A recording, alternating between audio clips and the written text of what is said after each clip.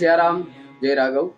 શારદીય અનુષ્ઠાન શક્તિ આરાધના અષ્ટમ દિન. નવદુર્ગાના નવ સ્વરૂપોમાં આજના સ્વરૂપ માટે વંદના કરવાની છે ભગવતી કાલરાત્રિ. નવે નવ દેવીઓમાં રુદ્ર સ્વરૂપ જેનું આપણે પ્રતીત કરી રહ્યા છીએ એ છે ભગવતી કાલરાત્રિ. એક શ્લોકના માધ્યમે ભગવતીની વંદના કરીને પછી એનો ભાવાર્થ સમજવાનો પ્રયત્ન કરીએ. એક વેણી ચપાકર્ણ પુરા નગ્નાખરા સ્થિતા લંબોષ્ટી કર્ણિકા કર્ણિમ તેલાભ્યક્ત શરીરિણીમ. નવે નવ દેવીઓમાં જેનું રૌદ્ર સ્વરૂપ આપણે દર્શન કરી રહ્યા છે એવી ભગવતી એટલે કાલરાત્રિ કે જ્યારે જ્યારે સમય આવે ત્યારે માં પોતાના હાથની અંદર વિવિધ પ્રકારના આયુધ ધારીને એના બાળકોની રક્ષા કરવા માટે રણભૂમિની અંદર ઉતરે છે કે જેની આંખો અગ્નિ સમાન છે.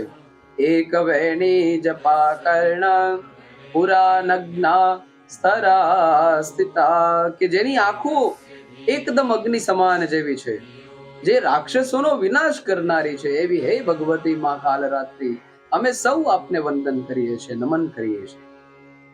માં કાલરાત્રિ પાસેથી પ્રતીકો સ્વરૂપે આપણને એ પ્રાપ્યતા થાય છે કે દુષ્ટોનો સંહાર અને અંધકારનો નાશ.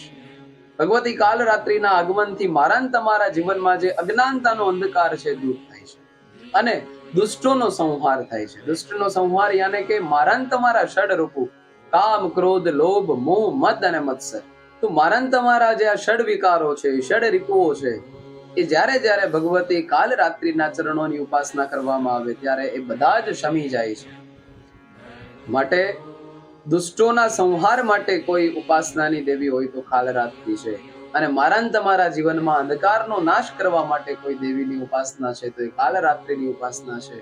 તો વળી પુનઃ ભગવતી કાલરાત્રિના ચરણોમાં વંદન સાથે આવતીકાલે નવદુર્ગાના બીજા સ્વરૂપ માટેની આપણે ચર્ચા વિચારણા કરીશું. ત્યાં સુધી જય સિયારામ, જય રાઘવ. શ્રી રામ જય રામ, જય જય રામ. શ્રી રામ